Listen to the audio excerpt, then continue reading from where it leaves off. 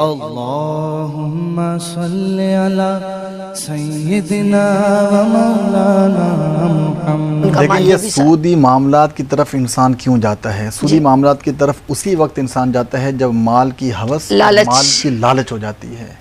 جب انسان کہتا ہے کہ بس مجھے مال چاہیے، چاہے مال حرام ہو چاہے مال حلال ہو، بس مجھے ملنا چاہیے۔ نبی پاک صاحب اللہ صلی اللہ علیہ وسلم نے ارشاد فرمایا کہ انسان کا پیٹ جو ہے نا مال نہیں بھر سکتا۔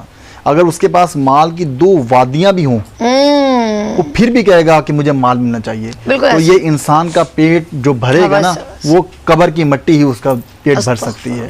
یہ نبی پاک علیہ السلام نے فرمایا۔ اس کا مطلب ہے کہ مال سے انسان جو ہے وہ پورا ہو ہی نہیں سکتا۔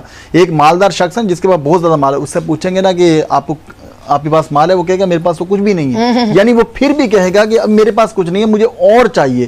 یعنی جو مالدار شخص ہوتا ہے وہ اور کی تلاش میں لگا رہتا ہے، وہ یہ فکر نہیں کرتا کہ ہم حلال کما رہے ہیں یا حرام کما رہے ہیں۔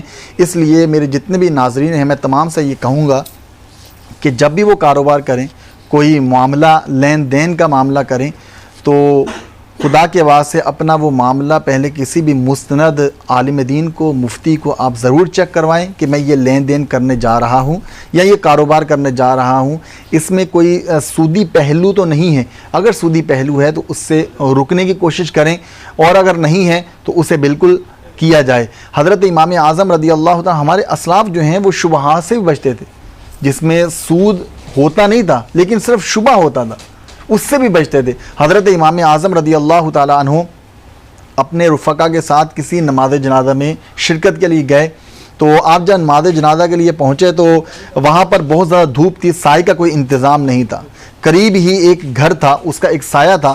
تو لوگوں نے کہا کہ حضور آپ ایسے کریں کہ اس مکان کے سائے میں آپ جو ہیں وہ آ جائیں۔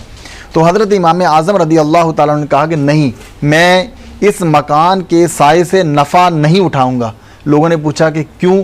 تو آپ نے فرمایا کہ یہ مکان والا جو ہے اس نے مجھ سے قرض لیا ہے، لہذا میں نہیں چاہتا کہ میں اس شخص کے مکان کے سائے سے نفع اٹھاؤں۔ تو ان شبہات سے بھی ہمارے اسلاف جو ہیں وہ بچا کرتے تھے، اور آج ہم جو ہیں وہ سودی معاملات کر لیتے ہیں، اور کرنے کے بعد ہمیں اس چیز کی فکر ہی نہیں ہوتی کہ کل بروز قیامت ہم نے اللہ کے ہاں جواب بھی دینا ہے۔ کل بروز قیامت اگر اللہ تبارک و تعالیٰ نے ہمیں نامہ اعمال ہمارے ہاتھ میں تھما کر کہا کہ پڑھو کس کس کے ساتھ زیادتیاں کی ہیں، تو ہم کیا جواب دیں گے؟ اگر ہم نے کسی کو قرض دینا ہے تو قرض خوش اسلوبی کے ساتھ ہمیں قرض دینا چاہیے، نہ یہ کہ ہم اس سے کہیں کہ آپ یہ جب مجھے واپس کریں گے آپ زیادہ مجھے دیں گے، یہ بالکل نہیں کرنا چاہیے۔ ایک شخص